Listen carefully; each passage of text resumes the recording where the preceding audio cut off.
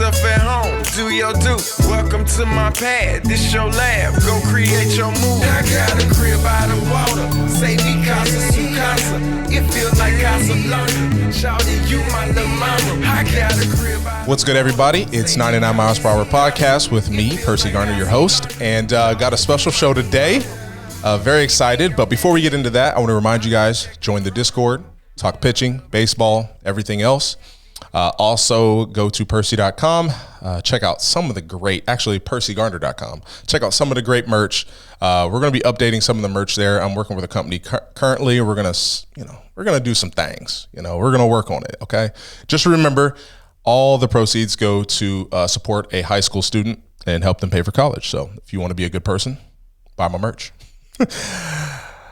Today, we got a guest who I grew closer to over the years.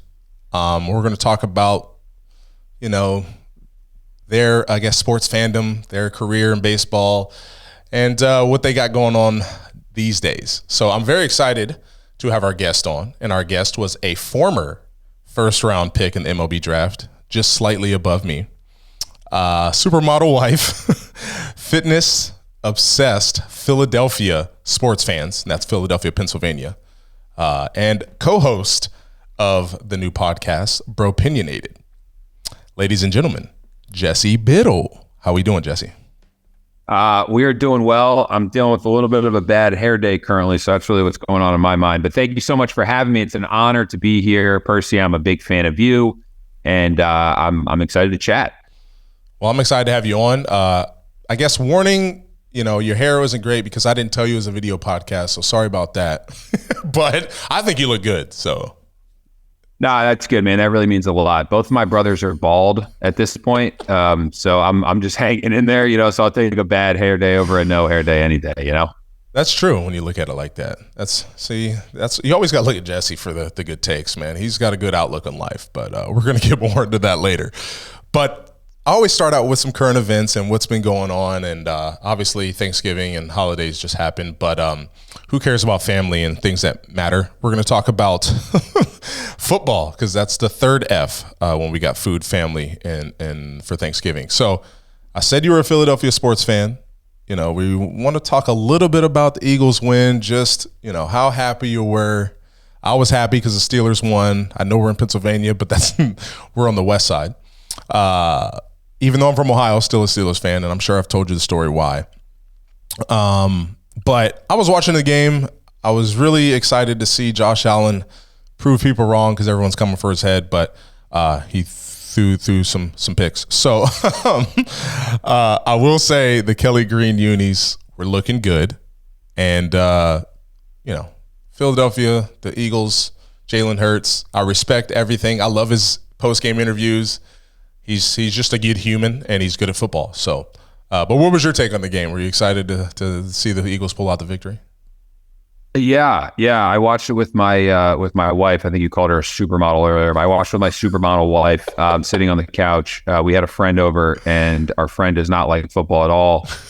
And let me tell you, when you're watching a football game with someone who doesn't really even know the rules, it gets a little bit distracting when they're asking you, why did that happen? Why did that happen? What was the penalty there? And I was like, hey, look, John, love you, dude, but we got to really focus here, and we got to pull in the same direction. So my take on the game was there seems to be some type of magic pixie dust that's around this Eagles team. It's about the most ugly and beautiful 10-1 I've ever seen. The only quarterback who can beat us is Zach Wilson.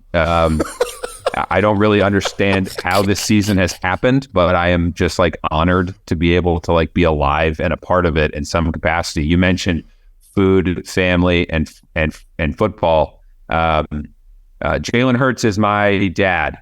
Yeah, I've officially announced it. I told my father, my biological father, that he is no longer my dad, and Jalen Hurts is my dad. So pretty pumped about that. Wow. I bet Dave was very excited to hear that. He was not, but my dad cannot throw a spiral anymore, even though he thinks he can. And so, move over, Pops. We got a new Pops in town, I understand. I get it. I mean, Cordell Stewart was close. Back in the day. Do you even know who Cordell Stewart is? Yeah, I know who Cordell Stewart is. I got to say, though, you've been referencing some older quarterbacks since we started talking before the podcast, and I can't help but feel like we need to catch you up to speed a bit. Kenny Pickett is not exactly one to write home about. Let's not talk about it. Really be your guy, You're such a Pickett guy. And I was going to ask you about the tattoo I see on your forearm. Why did you get the Kenny Pickett tattoo? What an interesting choice. Well, I was pretty sure that he was going to be successful. He had played in the stadium before. I'm not even going to say the name of the stadium because it makes me sick. I love that was like one of the big things for Kenny Pickett. It was like, well, he's been to the stadium, and it's like, so? Who hasn't been to a stadium before, Like, I think you could figure it out. And then it was like, well, it looks unbelievable in preseason. It's like, okay, great. What are we talking about? Most teams aren't even playing their starters at all in preseason anymore. But hey, he had a perfect passer rating in preseason, so thumbs up. Well, that's a good sign when your starting quarterback plays a lot in preseason. But no, I definitely do not have a tattoo for Pickett. Okay, that was a joke. I want everyone to. You can edit that out. I want everyone to succeed, but yeah, of course. Like I really love Lamar Jackson. I wanted them to lose last night, but I never want anyone to get hurt or anything like that. But yeah, I was definitely one of those like, okay, he's got small hands. He wears gloves. I don't like the way he looks, but he's tough and he's just what the Steelers need right now, but it's not turning out. But hey, we lost our offensive coordinator, which turns out to be a good thing. What do you mean? Well, I mean, you found him. You just got rid of him. He's definitely not lost. His play calling seemed like it was. I never rooted. Honestly, though, he was lost. I never really root for anyone to get hurt ever. What I root for is a stomach bug. I just root for a quality 24-hour food poisoning, kind of a Jordan flu game type of situation. I want you to be healthy, but just maybe not for the next 12 hours or so. Gotcha. Makes sense. And I won't comment on your Carson Wentz tattoo, but content creation. That's one of the biggest regrets of my life, but you live and you learn. I try not to even get a response. I try to go move on, but no, it's always good talking to you again. And, we just happen to be recording this conversation. So I'm very excited for the world to see. They're gonna get a taste, I'm gonna link the Bropinionated podcast down below if they haven't seen it yet. But it's funny, but we'll get into that later. I want to kind of touch a little bit on just I've been creating content for a while. I was always wanting to do that, even when I played baseball. I wanted to make YouTube videos because I was a YouTube nerd back in the day before it was cool. But I was just too afraid to do that. So I didn't. I guess what have been your feelings making content the short time that you have? Because I think if you look up your name on the internet and you're looking for videos, a lot of it's just going to be you throwing a baseball until now. So I guess how's that short journey been of making content? You loving it? You love being on camera? I'll say this, not all content is created equal. And making content sometimes is really, really difficult. Sometimes the easier you think it might be, the harder it is. And I can say this, I started working, I recently retired from my professional baseball career, and I started working for a company that is in the, is trying to make content. So we're a wellness brand, and we need to make content for the internet, for Instagram, right? Just like, and they're asking me to do it for whatever reason. I can't exactly pinpoint why. They seem to think that I like to talk for whatever reason. Anyway, so they're asking me to make this content, and I realize how hard it is when you are trying to make something for the internet that doesn't feel as authentic as you might be. You're used to speaking. So I've been kind of battling that. It's difficult, man. I got a lot of respect for these YouTubers and really anybody out there who's making content and putting any type of vulnerability online. It takes a lot, and I respect it. Yeah, I mean, it was a journey. Actually, I was still afraid to make content until Josh is like, you're doing it. I was like, okay. I was like, all right, I guess we're going to break COVID rules and I'm going to leave my house. And I'm going to go record a podcast. I mean, it was only 50 get political feet away, here, Percy. Oh yeah, my bad.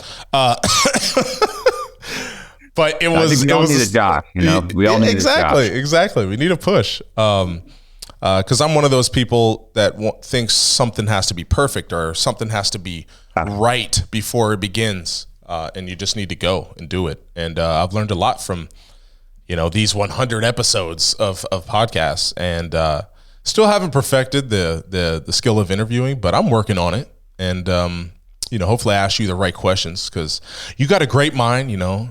Parents are smart. I'm assuming your brothers are smart. I've always looked at you as a smart individual. And I'm looking to, maybe pull something from that great mind of yours today, because I don't need anything. It's always for the audience. I don't need to learn anything. I'm pretty much good for the rest of this life. Yeah. But, got it. But, really nailing it. But I really wanted to kind of go back to what I was talking about earlier. And I guess the first chapter of your professional career, Skip, Germantown Friends School, growing up in Philly, in West Philadelphia. All right, I'll stop. I won't do that. Growing up and being a Phillies fan, Sixers fan, Eagles fan, and then being drafted by the Phillies in the first round, the same draft I was drafted. And that's kind of how we kicked off our relationship. Granted, you were drafted higher and, highly touted, and I was just some kid who didn't know how to play baseball, but figured it out. But I really want to harp on your career and kind of how it started before we get into our friendship.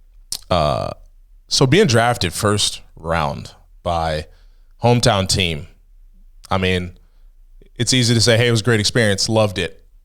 But is there anything you can, maybe share some insight of maybe there was some fears or some heavy expectations you were putting on yourself, or maybe it was just like, you know what?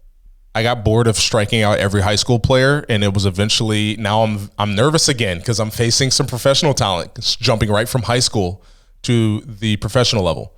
Can you share anything like that?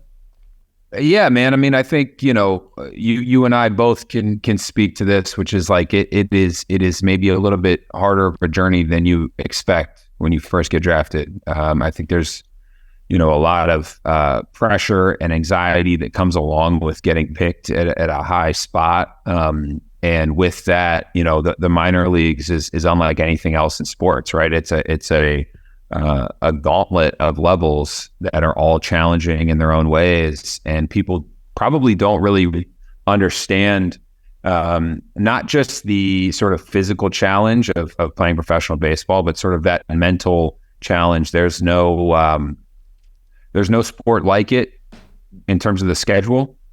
There's no sport like it in terms of the, you're not getting paid anything, right? Like the minor leagues, you're making almost no money. You're living in some pretty tough spots, and you're on the bus all day, and then you're asked to perform at a elite level. And if you don't, you're out of there. And so it is a really, really tough game. And I did not expect to struggle in any way until I got there, and I realized this is going to be a lot harder than I realized. Yeah. I mean, those are some great points. I mean, we both, struggled early in our career, but the difference is, I had 3 years of college and I know jumping from high school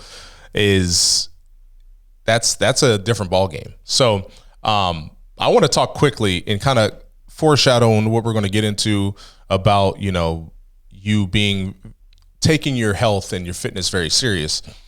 The thing I realized about you, and this is for any outsider who hasn't, I know I was a professional athlete, but I didn't put stock in my body and my health and nutrition like you did. And from an outsider looking at someone like you who, let's just be honest, your first year, you didn't look like how you look now. You're an 8-year-old kid, maybe testosterone levels aren't that high, and you just, you haven't developed into, the man body you have now. And I would say your first year coming back to spring training, I was like, who is this human? Like, what just happened? And for me, we're going to get into it later, but for me, that was when it clicked for you. Like, okay, this is, like you said, this is going to be challenging. I have to start taking every aspect of my life way more seriously, and I'm putting all I can into this thing.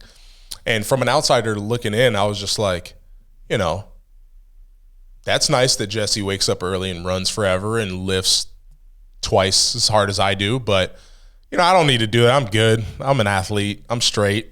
You know, I already look good, you know.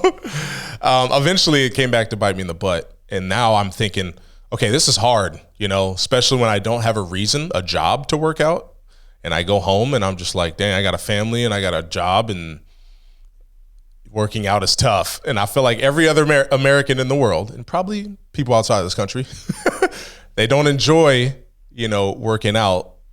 But how did you kind of adopt that, like that mentality when am I correct by saying the first year, your first spring training, you were just like, it's time, or did it come later?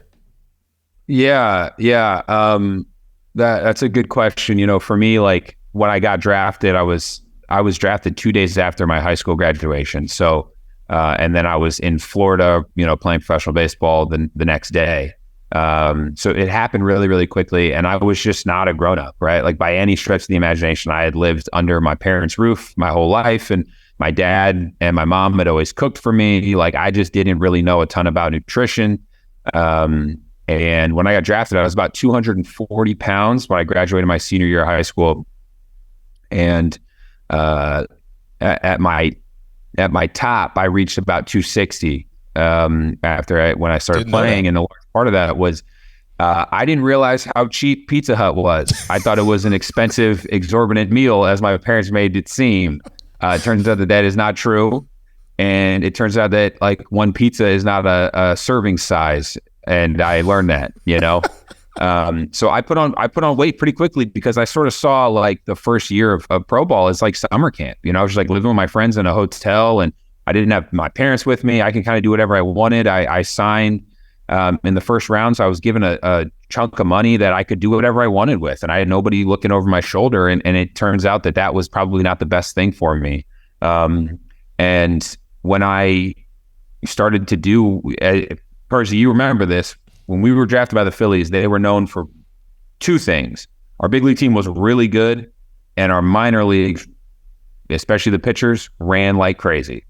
We ran so much. We had running tests. We had everything you could imagine. We ran like a track team. Mm-hmm. And at 260 plus pounds, I wasn't exactly crushing it. And I realized, like, okay, if you're going to be a professional, and my dad had this conversation with me, you're going to be a professional athlete, and you want to be a pitcher in the big leagues, running is a part of your job. Like it is as much a part of your job as pitching is. And if you're going to hate it every single day, you're still going to have to do it. So you have two options. You either hate it or love it. And I made the decision to just love it.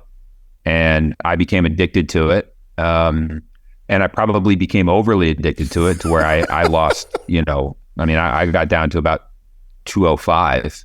Dang, I didn't know that. And yeah, and that was, you know, that was maybe a problem in its own way, but I decided like there's no other option for me. And that is, you know, we have to embrace the grind because it's gonna happen no matter what. So that was a large part of the thinking. Damn, that's dope. You should have, you know, shared some wisdom with your boy.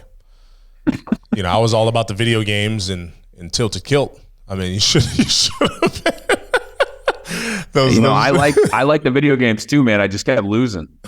You know, I was like, I can win the you know, the polls, but I can't win at Call of Duty. Oh, polls, Lordy. Well, I appreciate you sharing that with us. Like I think that's helpful, you know, especially for the younger kids that I have in my Discord who are always asking me questions about how to do certain things. And I don't always feel equipped to tell them because I feel like I may know the information, but I didn't execute.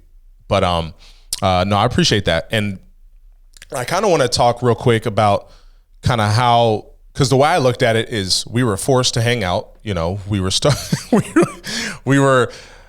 even though everybody thought I was Dominican, I was an American pitcher. And being a pitcher, it's a fraternity, I was a failed starter. And but before that, we would, pitch every 5 days, and we would chart together in the stands. So conversations would come up, and I feel like, I don't know if you feel the same way, but the respect kind of grew just because we didn't always see eye to eye in certain things, but we respected each other's opinion, and we knew that, we were going to be genuine in our discussions, and that, we're going to be friends, obviously. I mean, come on. I mean, I'm cool. I mean, you're kind of cool. So, I mean, it was a no doubter. But no, in all seriousness, I always looked at, like I said earlier, I looked at you as a bright individual, and I wanted to learn from you as much as I could, even though I had some years on you. But I kind of want to hear from your from your point of view, kind of how it went, because as a person I don't have a high confidence level in a lot of things, but socially, I feel like, who doesn't want to be my friend? Let's be honest. But sometimes people were like, okay, this dude cannot be joyful all the time. This isn't real. So were you one of those people, or were you like, okay, Percy smiles entirely too much, this doesn't make sense? No. I think, Perce, you had a deeply profound impact on me in my formative years as a professional. When we'd sit in the stands, this is something that doesn't happen anymore because charting's not really a thing anymore. I think that's something that the game, at least the pitchers, probably could use, which is just, it was time for that. That was a time for us to obviously pay attention to the game, but it was just you and I sitting in the stands with 3 hours, 3 hours of nobody else to talk to except each other. And, when I retired and I kind of sat back and looked at what is the skill set that I feel like I've acquired over the years of playing professional baseball that I can apply in a professional setting, a large part of that is learning how to speak to people of all different walks of life, right? Learning how to understand and get to know people in a real and authentic way. And a large part of that goes back to these conversations that you and I would have when we were sitting there. I mean, you and I definitely both didn't exactly have the same upbringing. We don't come from the same places, but we always found common ground on every topic. And we could do a 5-hour podcast about every single thing that we've discussed, and it would still just be scratching the surface. So I'm always very, very grateful for my friendship with you, because you taught me more about just how to approach life with a smile than anybody has. Oh, see, people like me, Josh. Josh feels like, No, I do appreciate you saying that, and the same goes for me as well. And I'm still learning from it. That's whenever I'm feeling motivated, because I want to talk about you being driven in your fitness goals and how you just continue to just kill it no matter what you're doing. For me, I learned the difference between motivation and being driven, because I always thought, motivate. I got to be motivated. But you get excited about something, and for that day or two, you're like, all right, I'm getting after it in the weight room because you're motivated. And then 3 days later, you're not motivated, and that's when. And tell me if you agree with this. I know terminology is different between people, but for me, being driven is like a whole different thing. It's almost like being happy and being joyful. Happy is situational. I think motivation is situational, and being joyful is just who you are, and being driven is just who you are. And you've always took me as a driven individual, and you won't let bumps in the road kind of deter you from your goals. So even though I really wanted to talk about, MLB debut and, all the good stuff about life, Yeah. everyone knows pitching in the big leagues is cool. But I really wanted to just make sure we didn't run out of time before I was able to kind of pick your brain about, fitness and health and this journey you've been on and what you've learned and, kind of how you've applied it. But do you feel the same way about the words motivation and being driven? Is that something you agree with me on? No, I think that's an awesome distinction. I've never really thought about it that way. I think it's easy to reference like, I have this inner drive that you can't teach or something, but that's truthfully not how I feel about it. I think there's probably plenty of people who do have that, but The kind of drive that I feel on a day-to-day basis is learned. It's not something that I feel like is intuitive. My general philosophy towards fitness is have a goal, right? And having a goal is great. I always have a fitness goal that I'm trying to attain within the next 6 weeks. But like there's always a 6-week plan, but there needs to be some room for you need to have a plan in order to execute it, right? And that's sort of been the thing that I've realized is finding people who can hold you accountable, having a coach, having a plan that's been written out that you can follow step by step. I remember having a conversation with a coach, actually when you and I played together back in 2012, where I was having a really good season, and my coach said to me, you always seem like you want to get called up yesterday. And that stuck with me because what he was saying is you don't feel like you're where your feet are right now. Like you're pitching well, but you could be doing better. You need to be where your feet are. And you need to focus on the small things, not the big picture. And so I always have this goal fitness wise. When we were in the minor leagues, I was playing in the big leagues, whatever that goal may be, whatever you want is right there, but you have to get your left foot in front of your right foot and then your right foot in front of your left foot. You have to keep going. And that's the thing that I'm obsessed with, which is just like, if there's ever a time where I feel like I am in worse shape than I was a year ago or a month ago or 6 weeks ago, that'll drive me crazy. So I love, well, first I love that you co-signed like what I just said on the previous show, I think with Jim Hoey, about the Phillies, like how the organization is, and then also kind of what they preach and not always thinking about the end goal. You have to have goals for where your feet are. So that was good. And, I appreciate you sharing that as well. But, I think I love hearing people's, outlook on things. And I know from my perspective, having goals, and that's why I play video games, to be honest. If there's a challenge, I have to complete it. I'll stay up forever. But I feel like I need to translate that over to the fitness and nutrition side. I need to set goals and not let up until it's done. So we'll see. And I'll check in with you in my Murph, my progress of the Murph.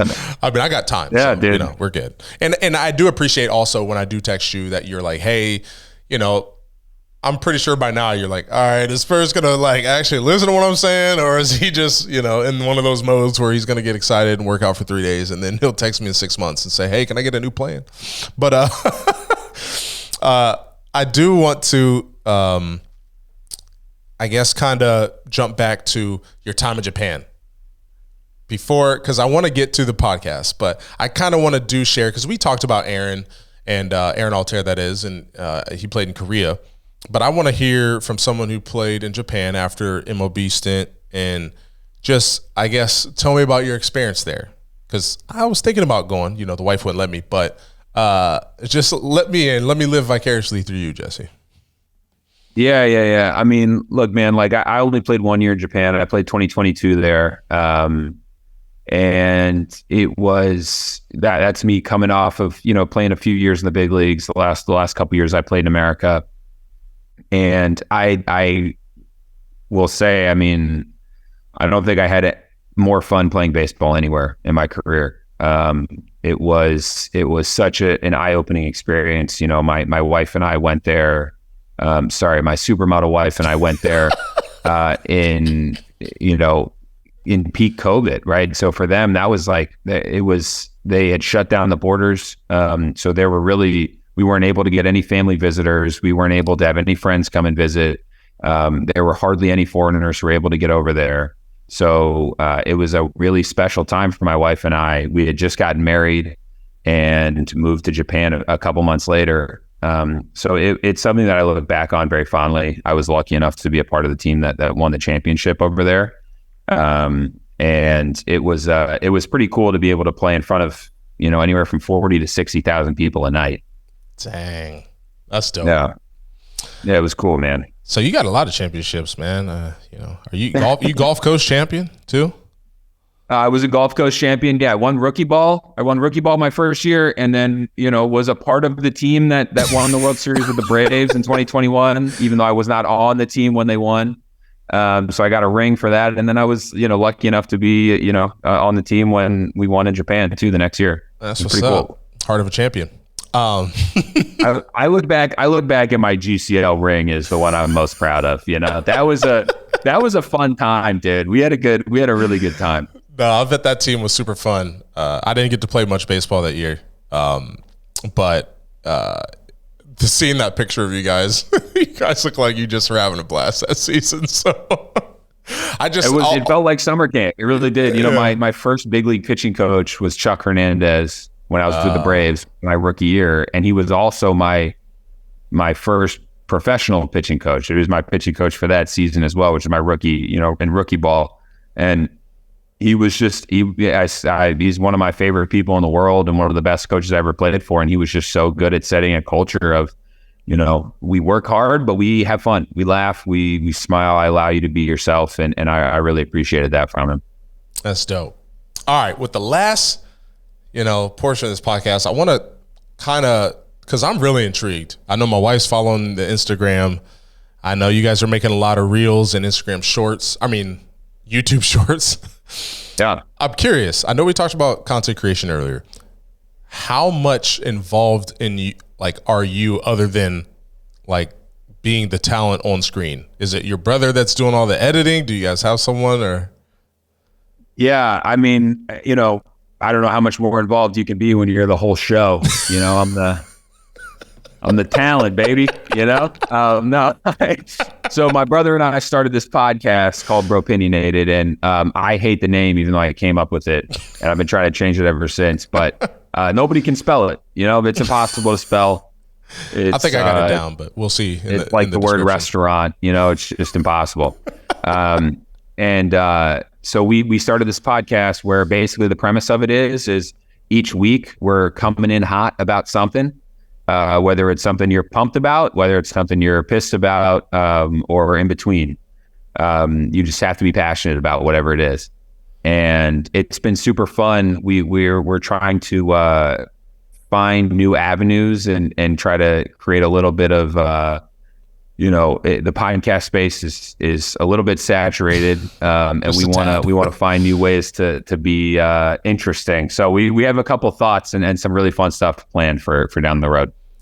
I mean, in the content creation space, you have to be. I just enjoy recording stuff and doing stuff like this, interviewing people that I admire and want to learn something from. There's been opportunities where I know and I've done research and I'm like, all right, I need to do something different if I want to grow. But I've been stubborn. But I admire that, that you guys are, to me, you guys are doing something different already. I know you guys are probably going to be, have other plans and how you're going to do things. And I'm anxious to see, what you guys do in the, I guess the path you guys take. And it's just, to me, and I might have Josh, with your blessing, play a clip at this point. They love the morning walks. And I realize that what they're doing when they're walking around, because they're sniffing everything, literally, they go crazy. They're getting their little morning headlines. It's like their little news. It's their, it's like little puppy news as they walk around and they're like, okay, so the golden retriever peed here. And, oh, wow, look at this. These two dogs were over on this block. And, it's like they're like little news. You're absolutely right. That's puppy news. It's like cracking open the newspaper. For a dog. Which is something that I do all the time. I honestly love this. Cracking open a newspaper. Anyway. I feel like it's every time they go outside. That's what I was thinking about at 6 a.m. today. Every time they go outside is really just a news. They're reading the news. They're reading the news. That's fantastic. I think it's very cute and fun. So I just really make sure I let them read the news. But to me, it's hilarious. And you got my wife to laugh. So that's why I was like, okay, this has got to be funny because, she doesn't laugh at me, but. No. I haven't. I think I heard her laugh at you once in 2011. I do remember that. I think you fell down some stairs or something. She thought that was funny. But other than that, nah, man, it's been radio silent for about a decade. Yeah, it's rough. It's rough, right? And you're right. Yeah. We had our 10th year anniversary this October. So. Oh, really? Yeah. And I was so happy that we got to be a part of your wedding as well. Yes. Yeah. You guys are legendary. Two of our favorite people we don't get to see nearly enough. But I'll tell you this, if we made Krista laugh, I don't know if we're going to use that as a tagline, but we might have to, you know? She's hard. She's tough. The only podcast that makes Krista laugh. I mean, that's a big deal. She's tough. And she doesn't watch podcasts too. So that's a thing. We wanted to go for bite-sized reels, you know, like we don't want to inundate your feed with 3-minute clips that is just mostly us rambling. We want to keep it quick, short, to the point. If you laugh, that's great. If you don't, at least you didn't waste your time, you know? Love it. And now, real quick, before we get off of here, comedy. Is that an avenue you're going to be outside of this podcast? Because you have to be going for, you know, some sort of like comedy aspect in this podcast. But outside of this podcast, is there any chance you're going to pursue anything in the comedy space?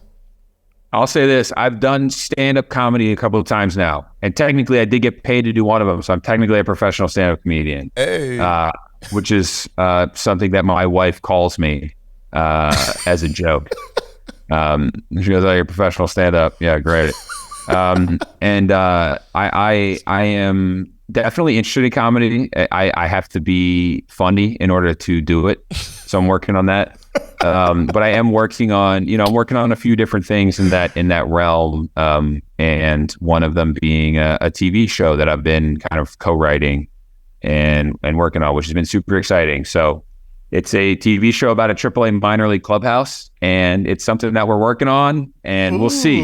I mean, it's getting a little bit of traction. So I live in Los Angeles, and I figured if I'm going to live here, I might as well try to do the LA thing, at least give it an honest shot, you know? That's what's up. Oh, I can't wait. This is awesome. Well, I appreciate you joining us, man. I will make sure anything you want me to share, I'll put in the description. Make sure you guys go check out Bropinionated. And I appreciate having you on the show, man. I appreciate the knowledge you're sharing and your experiences. And, maybe down the road, we'll have you back. And I look forward to seeing what you got going on in the future, including the TV show. And yeah, man, you got anything you want to say? Anything else? No, I figure it's gonna be another 100 episodes before I can say anything again. So from on, let's circle back here in about 3 years, and we'll see how it goes. Hopefully I have some new stuff for you. Sounds good, Jesse. We appreciate everybody. Make sure you like and subscribe. I forgot to say that at the beginning. And we'll see you next episode. Peace. I got a crib by the water. Say me casa su casa. It feel like Casablanca. Shawty, you my little mama. I got a crib by the water. Say me casa su casa. It feel like Casablanca. Shawty, you my little mama. She be on that Henny. I like that Corona. I love her smell.